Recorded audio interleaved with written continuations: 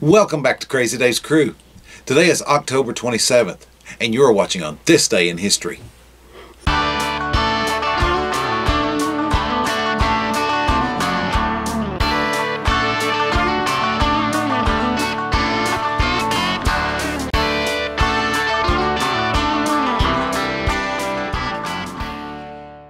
On this day in history, Theodore Roosevelt, the 26th U.S. President, was born in New York City, New York, in 1858.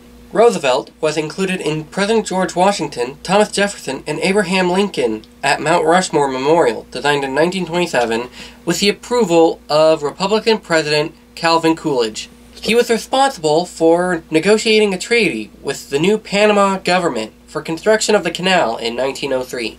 Of all of Roosevelt's achievements, he was proudest of his work in conservation of natural resources and extending federal protection to land and wildlife. Roosevelt worked closely with Interior Secretary James Rudolph Garfield and Chief of the United States Forest Service Gifford Pinchot to enact a series of conservation programs.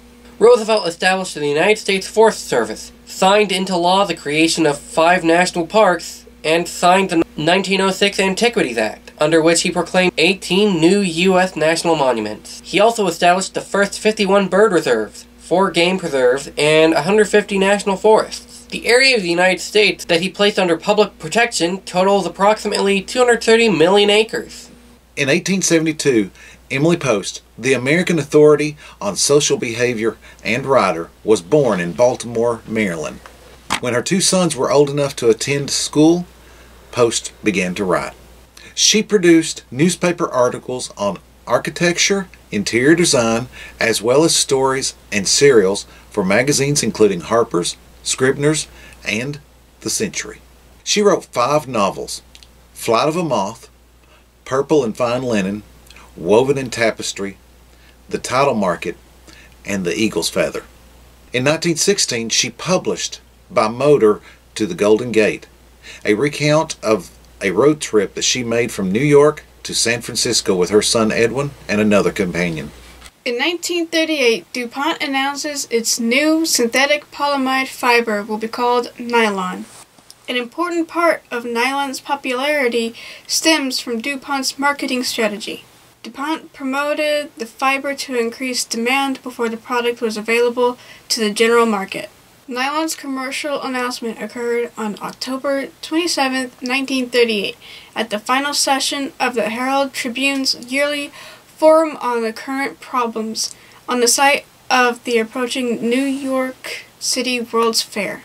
The first man-made organic textile fiber, which was derived from coal, water, and air, and promised to be as strong as steel, as fine as the spider's web, was received enthusiastically by the audience, many of them middle-class women, and made the headlines of most newspapers. Nylon was introduced as part of the World of Tomorrow at the 1939 New York World's Fair, and was featured at DuPont's Wonder World of Chemistry at the Golden Gate International Exposition in San Francisco in 1939. Actual nylon stockings were not shipped to selected stores in the national market until May 15, 1940. However, a limited number were released for sale in Delaware before that. The first public sale of nylon stockings occurred on October 24, 1939 in Wilmington, Delaware. 4,000 pairs of stockings were available, all of which were sold within 3 hours. In 1955, Rebel Without a Cause, directed by Nicholas Ray, starring James Dean and Natalie Wood, is released. Rebel Without a Cause is an American drama film about emotionally confused suburban middle-class teenagers. Filmed in the then recently introduced CinemaScope format and directed by Nicholas Ray, it offered both social commentary and an alternative to previous films depicting delinquents in urban slum environments. The film was a groundbreaking attempt to portray the moral decay of American youth, critique parental style, and explore the differences between conflicts between generations. In 1988, E.T. was released on home video. It had 14 million pre-sales. E.T. the Extraterrestrial is a 1982 American science fiction film produced and directed by Steven Spielberg and written by Melissa Matheson. It tells a story of Elliot, a boy who befriends an extraterrestrial dubbed E.T., who is stranded on Earth. The concept was based on an imaginary friend Spielberg created after his parents divorced. In 1980, Spielberg met with Matheson and developed a new story from the failed project Night Skies. Filming took place from September to December in 1981 on a budget of $10.5 million. Unlike most films, it was shot in rough chronological order to facilitate convincing emotional performances from the young cast. Released on June 11th, 1982 by Universal Pictures, E.T. was an immediate blockbuster, surpassing Star Wars to become the highest-grossing film of all time, a record it held for 11 years, until Jurassic Park, another Spielberg-directed film, surpassed it.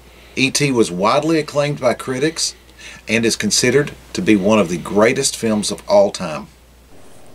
Wait, what's that, Gypsy? You say it's Black Cat Day? Oh, that's right. Well, come here. You need to be in the film, girl. On this day in 2020, we celebrate National Black Cat Day. There are around 22 cat breeds that can have solid black coats, and the Bombay breed is exclusively black.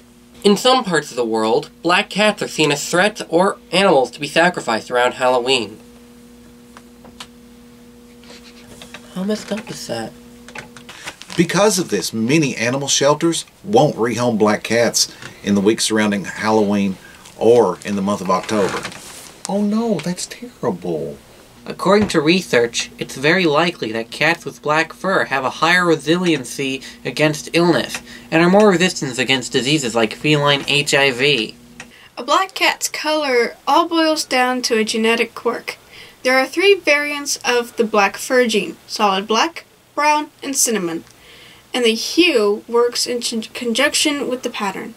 If a cat has a solid black hue, but also a dominant tabby stripe gene, heavy exposure to the sun can make the eumelanin pigment in its fur break down to reveal its once invisible stripes. What was once a black cat is now a rusty brown cat. In most of the U.S., superstitious people go out of their way to avoid crossing paths with a black cat. In other parts of the world, that isn't the case at all.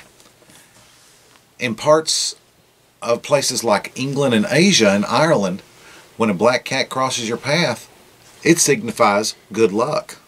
In ancient Egypt, cats were considered an embodiment of the gods and worshipped. In fact, the cat goddess Beset was part black cat and part woman, illustrating just how much black cats meant to that society.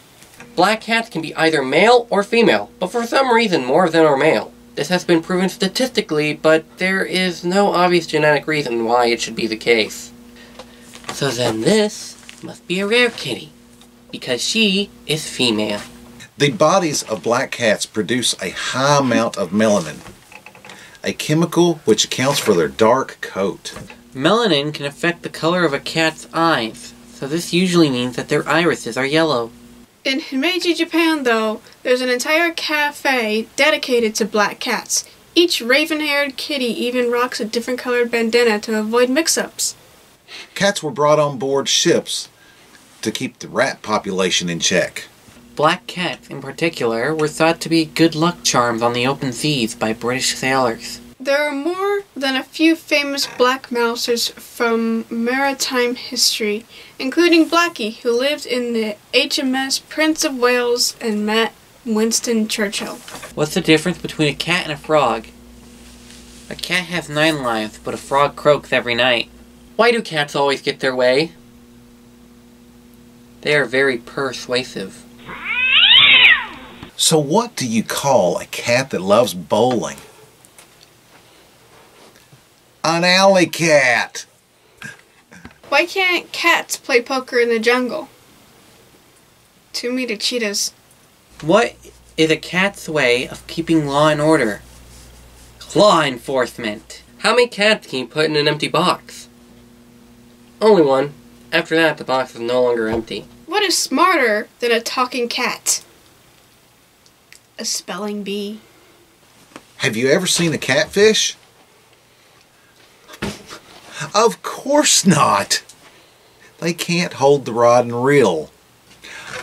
Alrighty, Miss Gypsy, it is time for us to go. It's... Gypsy? Hey guys, have you seen Gypsy?